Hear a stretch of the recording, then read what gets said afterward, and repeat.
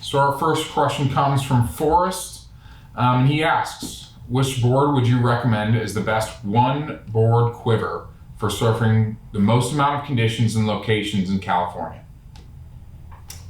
Great question, Forrest, and one we get a fair bit. So everything in surfboard design is give and take. So as you look at the spectrum of all the boards we build, if you go to one end of the spectrum or the other end of the spectrum, meaning the shortest or the longest, you're filling very specific needs. As you look to kind of the middle of that range, meaning very likely mid-lengths, mid-sized boards, you're going to kind of by design cover the widest variety of needs.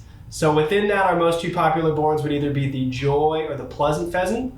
The Joy is going to be a really easy transition if you're coming down from a longboard because it kind of has that built-in glide that you're accustomed to from a longer board, whereas the Pleasant Pheasant with the side bites and the single fin box are going to give you a little bit of more of a proactive stance on that board where you can pump and generate speed, and the turning radiuses are going to be a little tighter.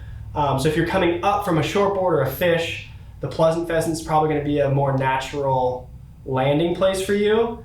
If I had to choose between the two, I think I'm going Pleasant Pheasant. If I could only have one board for California, and I feel like Cole's nodding his head because he's going to say the same thing, but if I could only have one board for California, I think I'm going 6'6" Pleasant Pheasant, and that would cover most of my needs.